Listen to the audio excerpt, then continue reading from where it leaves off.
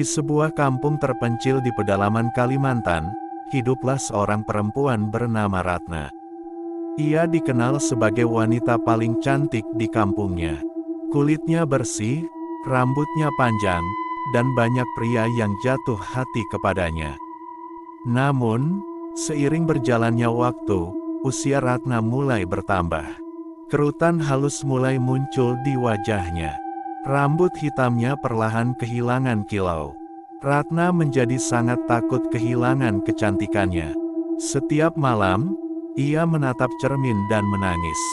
"Aku tidak mau tua, aku tidak mau menjadi jelek," bisiknya. Suatu malam, saat berjalan sendirian di tepi hutan, Ratna bertemu seorang nenek tua yang misterius. Nenek itu mengetahui kegelisahan yang selama ini menghantui Ratna. "Aku bisa membuatmu cantik selamanya," kata nenek itu dengan suara serak. Mata Ratna berbinar. "Apa yang harus kulakukan?" tanyanya. Nenek itu tersenyum tipis. "Ada harga yang harus dibayar." Karena ambisinya yang besar, Ratna menerima tawaran tersebut tanpa berpikir panjang. Malam demi malam, ia menjalani ritual rahasia di sebuah pondok tua di tengah hutan. Tidak ada seorang pun yang mengetahui kegiatan Ratna. Bahkan keluarganya sendiri tidak pernah curiga. Hingga pada malam ke-40, sesuatu yang mengerikan terjadi.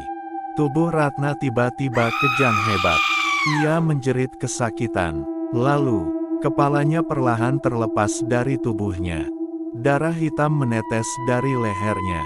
Organ-organ dalamnya menjuntai menggelantung. Namun anehnya, Ratna tidak mati. Ia justru tertawa. Tawa yang sangat mengerikan. Malam itu, lahirlah makhluk yang kelak dikenal sebagai Kuyang. Awalnya Ratna menikmati kekuatan barunya.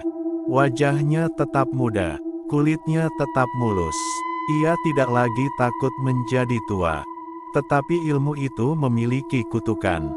Setiap malam ia merasakan rasa lapar yang luar biasa. Lapar yang tidak bisa dihilangkan dengan makanan biasa. Suara gaib terus berbisik di telinganya. "Darah, carilah darah."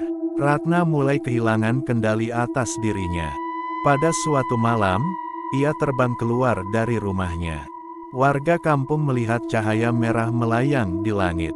Mereka mengira itu hanyalah kunang-kunang raksasa. Namun keesokan harinya, seorang bayi ditemukan sakit keras tanpa sebab yang jelas. Lalu kejadian itu terulang lagi. Dan lagi, satu persatu bayi di kampung jatuh sakit. Ketakutan mulai menyelimuti seluruh desa. Hingga suatu malam, seorang pemburu bernama Arman melihat sosok mengerikan melintas di atas pohon. Ia melihat kepala perempuan terbang dengan rambut panjang kusut. Dari bawah lehernya menjuntai organ-organ yang berlumuran darah. Arman langsung melaporkan temuannya kepada warga. Mereka akhirnya menyusun rencana untuk menangkap makhluk tersebut. Pada malam berikutnya, warga berjaga di rumah seorang ibu yang baru melahirkan. Tengah malam, angin tiba-tiba berhenti. Suasana menjadi sangat sunyi. Lalu terdengar suara tawa perempuan dari atas atap rumah. Semua warga menahan napas. Perlahan mereka melihat sosok itu turun dari kegelapan. "Kuyang!" Warga langsung mengepung makhluk tersebut. Kuyang mencoba melarikan diri. Namun Arman berhasil mengikutinya sampai ke sebuah pondok tua di tengah hutan. Di sanalah rahasia mengerikan itu terungkap. Tubuh tanpa kepala milik Ratna terbaring di atas tikar. Arman dan warga segera menaburkan duri serta menyebarkan garam di sekitar tubuh tersebut. Ketika Kuyang kembali, ia tidak dapat menyatu dengan tubuhnya. Makhluk itu menjerit keras. Jeritan yang menggema ke seluruh hutan. "Ampun, tolong aku." Namun semuanya sudah terlambat. Tubuh Ratna perlahan membusuk. Kepalanya jatuh ke tanah.